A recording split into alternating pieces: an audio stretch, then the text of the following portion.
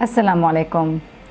हमने एक सिलसिला शुरू किया हुआ था अपने माशरे में निकाह जैसे खूबसूरत फ़र्ज़ की अदायगी में, जो हमने एक अपने रिवाज बना रखे हैं, जो हमने एक कल्चर बना रखा है, उसको थोड़ा सा छेड़ने का, ताकि हमें पता चल सके कि हम कहीं गलत तो नहीं हैं।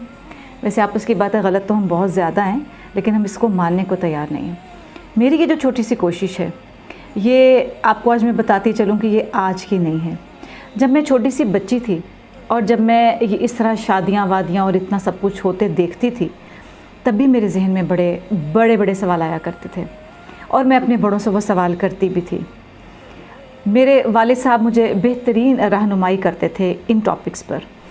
वालिद साहब ने जो कुछ भी बताया सिखाया, वो बिल्कुल वैसा ही था कि जैसा कि होना चाहिए, यानी कि दीन के मुताबिक।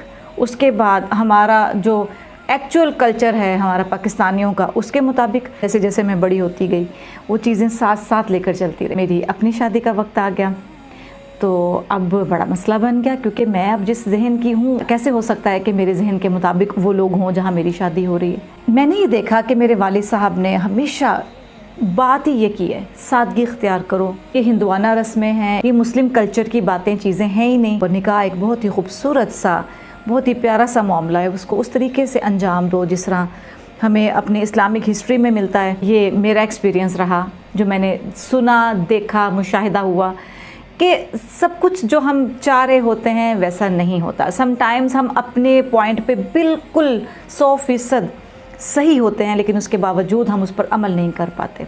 उसकी वजह ये कि आप इस तरह की चीज़ों को जब छेड़ लेते हैं ना, कि जिसमें पूरी सोसाइटी मुलव्विस है।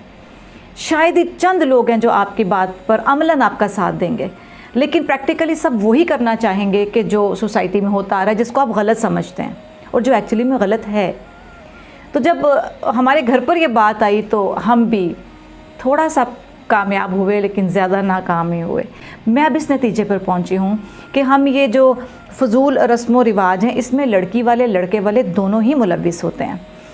लेकिन अक्सरियत जो है वो लड़के वालों की होती है कि जो इन चीज़ों को, इन रस्म व रिवाज को करने पे तुले हुए होते हैं। लड़की वाले उनकी वजह से मजबूर होते हैं। आज मैं आप उन सब लोगों से कि जिनके माशाल्लाह से बेटे जवान हैं, शादी के करीब हैं, इसको अगर आप समझते हैं कि इसको दुरुस्त होना चाहिए और ये गलत है, तो फिर बेटे वालों को स्टैंड लेना पड़ेगा। ये बात बेटी वालों से ज़्यादा बेटे वालों को समझना पड़ेगी, क्योंकि बेटी वाले कितने भी मॉडर्न हो जाएं, पढ़े लिखे हो जाएं, पता नहीं क्यों एक नफसियाती सा दबाव उनके ऊपर लड़के वालों का पड़ता ही है।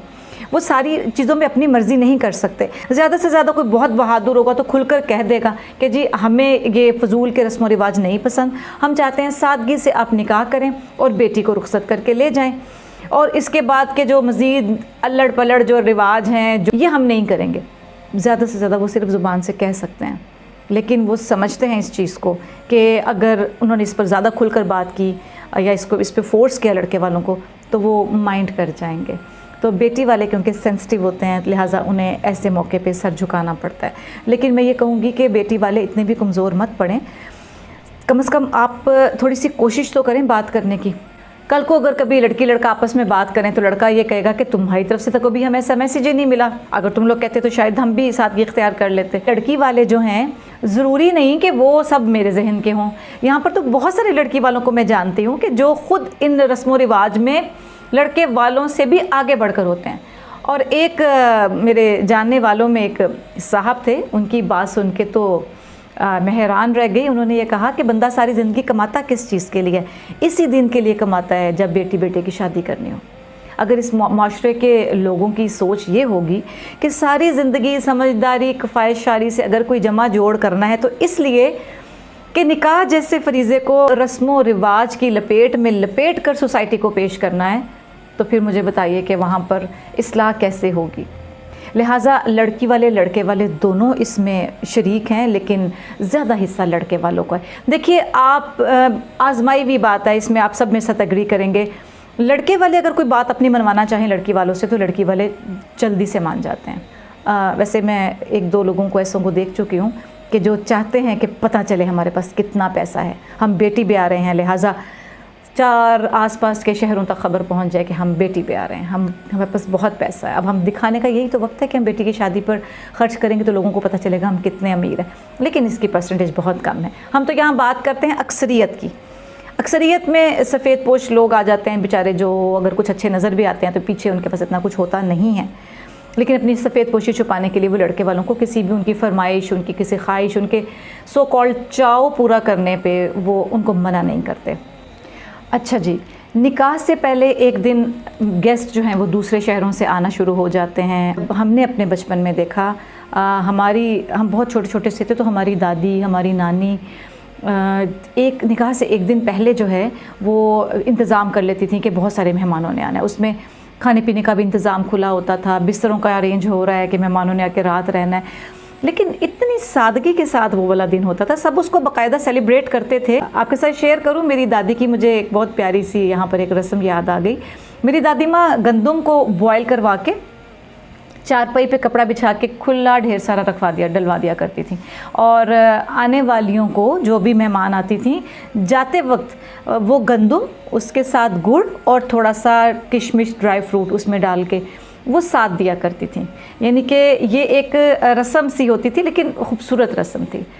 ہوتا کیا تھا، محلے کی، خاندان کی خواتین اکٹھے ہو کے تھوڑا بہت گانا بجانا کر لیتی تھیں، کوئی ڈھولک بجا رہا ہے، بس ایک ہلا گلا ایک شغل، صرف خواتین یہ سارا کچھ کر کے، اور لڑکی ہے تو اس کو، لڑکا ہے تو اس کو ایک پیڑے پہ یا چیئر پہ بٹھا کے اس کے سر میں تیل لگا رہی ہیں، اس کے ہاتھ پہ مہندی لگا رہی ہیں اور مہندی کے گیت گائے جا رہے ہیں۔ ٹھیک تھا، یہاں تک مناسب تھا، یہاں تک آپ اپنے گھر میں خوشی منا رہے ہیں، آپ کو اجازت ہے، چار دیواری میں خواتین اپنا ایک چھوٹا سا فنکشن کر رہی ہیں، اس میں کوئی مذائقے والی بات نہیں۔ آج کیا ہو رہا ہے، دیکھنا شروع کیا تو مجھے پتہ چلا کہ مہندی کے نام پر یہاں کھل کر بولنا چاہتی ہوں لیکن شاید بولنا مناسب نہیں ہوگا، بے حیائی بہت چھوٹا سا لفظ ہے جو ہو رہا ہے۔ کیوں ہم یہاں تک کیوں پہنچے ہیں؟ ہم نے کیوں الاؤ کیا ایک برائی کو اپنے گھر میں، اور وہ بڑھتے بڑھتے بڑھتے آج اتنی بڑی برائی ہو گئی ہے کہ وہ بھی ایکسیپٹیبل ہو گئی ہے۔ اگر اس ایک فنکشن میں جو مہندی کے نام پر ہو رہا ہے، دلہن اٹھ کر مکمل ڈانس کر رہی ہوتی ہے، دلہا اٹھ کے ڈانس کر رہا ہے، دلہن کی بہنیں، میرڈ ان میرڈ، دلہے کی بہنیں، سب وہاں پہ بزرگ نہیں ہوتے کیا؟ کہاں چلے گئے وہ ہمارے؟ آخرکار اس کے دادا دادی، نانی نانا بھی تو ہوں گے نا، وہ کہاں چلے گئے؟ وہ کیوں نہیں کسی بھی طرح سے اس سب کو منع کرتے؟ یا پھر یہ انہی کا بویا ہوا بیج ہے، جب انہوں نے پہلے دن چھوٹی سی برائی کو نہیں روکا تھا تو آج وہ برائی اتنا بڑا تناور درخت بن گئی ہے، اس کی شاخیں نکلتی آ رہی۔ اس کے بعد ناچ پہ گانے کون سے ہیں، کوئی حد ہی نہیں ہے کہ کوئی اس کی بھی سلیکشن کر لے کہ گانے کچھ مطلب تھوڑے سے ذرا حیادار ہو جائیں اگر کرنے بہت ضروری۔ اس کے بعد لباس کہاں جا رہا ہے ہمارا؟ میرا مقصد کسی پر کرٹیسائز کرنا نہیں ہے، میں یہاں پر اس پوائنٹ کو ریز کرنا چاہ رہی ہوں کہ جب ہم برائی کو ایکسیپٹ کر لیتے ہیں نا تو پھر شیطان اپنے پورے جوش و خروش سے اس کام میں لگ جاتا ہے اور وہ کامیاب ہو جاتا ہے۔ جس قوم میں برائی کو ایکسیپٹ کرنے کا مادہ بڑھتا جا رہا ہو، شیطان کے کام وہاں پر آسان ہو جاتے ہیں۔ سب سے پہلے بے حیائی جس سوسائٹی میں پھیلتی ہے نا، وہاں پر باقی سب کچھ بھی ہونا بہت آسان ہو جاتا ہے۔ ایک نکاح سے پہلے ایک دن ہونے والے چھوٹے سے مہندی تیل کے فنکشن کو اب اتنا گرینڈ کر دیا گیا ہے اور اس میں لمٹ سے ختم ہو گئی ہیں۔ کب کریں گے ہم اس پر دھیان؟ کب کنٹرول ہوگا؟ ایک تو جو کر رہے ہیں ان کا عمل، اور جو دیکھ کے حسرت کر رہے ہیں ان کا بھی گناہ ان کے سر پہ۔ اب کچھ تو ہوں گے نا جو کسی نہ کسی طرح چاہیں گے کہ مجھے بھی ایسا ہی فنکشن کرنا ہے، چاہے مجھے اس کے لیے کتنے 2 نمبر کام کرنا پڑے۔ ان کا وبال بھی ان کے اوپر پڑے گا کہ جو یہ نیگیٹو طریقے سے اتنا گرینڈ فنکشن کر رہے ہیں۔ اللہ نے آپ کو دیا ہے تو صرف کرنے کو، خرچ کرنے کو بہت طریقے ہیں، لیکن پلیز تھوڑا سا اپنی ویلیوز کا خیال رکھیے۔ ہماری اسلامک ویلیوز، ہماری جو سوشل ویلیوز ہیں ان کو اس طرح تو ڈسٹروائے نہ کیجیے کہ کوئی لمٹ ہی نہ رہے۔ پہچان کرنا مشکل ہو رہا ہے کہ کیا یہ شادی، یہ مہندی پاکستان میں ہو رہی ہے یا ساتھ والے ملک میں ہو رہی؟ کیوں ایسا ہے؟ کہاں چلے گئے ہمارے بڑے سمجھانے والے، روکنے والے، ٹوکنے والے کہ غلطی ہمارے بڑوں سے ہوئی ہے؟ لیکن چلے جو ہو چکا اب اس کو کچھ ہم بھی تو کنٹرول کریں نا۔ اب ہمارے بھی تو بچوں کی شادیاں ہونی ہیں، آگے ہمارے بھی تو چھوٹے بہن بھائیوں کی شادیاں ہونی ہیں، ہم اس پر کنٹرول کر سکتے ہیں۔ تو یہ جو مہندی مائیوں کا فنکشن ہے، اس کے اوپر پلیز غور کیجئے. نرا اسراف، نری شو. پھر لڑکے والوں نے کی ہے تو اب اس کے مقابلے پہ لڑکی والوں نے بھی کرنی ہے، لڑکی والوں نے کی ہے تو مقابلے پہ لڑکے والوں نے بھی کرنی ہے. اتنے قیمتی قیمتی ڈریسز پہنائے جاتے ہیں دلہا دلہن کو بھی، اور گھر والے بھی پہنتے ہیں. آپ سوچ کر دیکھیں، ایک غریب ملک جو بال بال قرضے میں پھنسا ہوا ہے، وہاں پر ایک مہندی مائیوں کے فنکشن کے اوپر اتنی بڑی رقمیں خرچ کر دینا، یہ عقل مندی ہے؟ اب اس بات کو سمجھے کون اور سمجھائے کون؟ میں اور آپ ہی ہیں. ہم میں سے جس کو پہلے سمجھ آ گئی وہ سمجھا دے، جو غلط ہے وہ سمجھ جائے. ہم نے مل کر ہی ان خرابیوں، ان برائیوں کو آہستہ آہستہ ہی صحیح لیکن روکنا ہے، دور کرنا ہے.